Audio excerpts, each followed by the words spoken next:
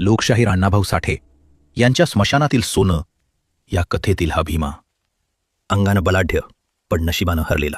गाव सोडून मुंबईत आला, पण कामानं त्याला कधीच स्वीकारलं नाही. कसंबसं खाणीत काम मिळालं, पण काही महिन्यात तेही बंद झालं.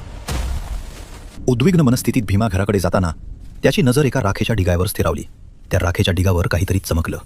भीमा पुढे आला. त्याने वाकून निरखून पाहिलं. तिथं एक तोळ्याची सोन्याची अंगठी होती. त्याला आनंद झाला. मढ्याच्या राखेत सोनं असतं याचा त्याला नवा शोध लागला. जगण्याचा नवा मार्ग सापडला. तो रोज स्मशानात जायला लागला, मढ्यांतून सोनं शोधायला. जगण्यासाठी तो मृत्यूवर जगू लागला. हळूहळू त्याच्या मनात एक विचार बसला. श्रीमंतांचं मरण मौल्यवान, गरिबांचं मरण व्यर्थ. आणि एका रात्री तो पुन्हा निघाला. त्याला त्या शेजारच्या गावात मेलेल्या बलाढ्य सावकाराची ओढ लागली होती. रात्रीच्या अंधारात भीमा स्मशानात शिरला. सावकाराची नवी गोर शोधत.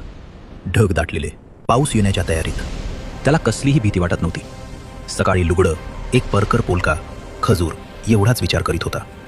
आज तो बिथरला होता. पाहतो तर काय, 10-15 कुल्ही जमून गोरीला चौफेर उकरीत होती. हा प्रकार लक्षात येताच भीमा चिडला. त्यानं प्रचंड झेप घेतली आणि तो झपकन त्या गोरीवरच जाऊन बसला. लगेच गोरीवरचे दगड उचलून त्यानं त्या कोल्ह्यांच्या टोळीवर हल्ला चढवला. एक कोल्हा पिसाट होऊन भीमावर धावला. क्षणात भीमाचा लचका तोडून तो पुढे पळाला. कुंतीपुत्र भीमाचं नाव धारण करणारा तो आधुनिक भीम कोल्ह्यांशी लढत होता. उद्याच्या अन्नासाठी, मढ्यासाठी आपली सर्व शक्ती पणाला लावून लढत होता. पशु आणि मानव याचं मृतदेहासाठी दारुण रण पेटलं होतं. भीमाच्या प्रचंड शक्तीपुढे अखेर कोल्ही पराभूत झाली. त्यांनी आपला पराजय कबूल केला. भीमानं त्या प्रेताच्या काखेत हात घालून जोरानं ते प्रेत उपसून वर काढलं. त्या प्रेताच्या बोटात एक अंगठी सापडली. त्याला आठवण झाली की प्रेताच्या तोंडात नक्की सोनं असणार. त्यानं त्याच्या तोंडात बोटं घातली, पण प्रेताची दातखिळी घट्ट बसली होती आणि त्याची 2 बोटं प्रेताच्या दातात अडकली. गावाकडून कंदील घेऊन माणसं येत असलेली दिसली. तसा भीमा भयभीत झाला. त्यानं बोटं काढण्याची शिकस्त केली. भडव्या, सोड मला! आणि मग हळूच बोटं ओढून काढली. तेव्हा ती कातरली गेली होती. त्यानं पळ काढला. भयंकर कळ अंगात घेऊन तो पळत होता. तो घरी आला तेव्हा त्याला भयंकर ताप भरला होता. त्याची ती स्थिती पाहून घरात रडारड सुरू झाली.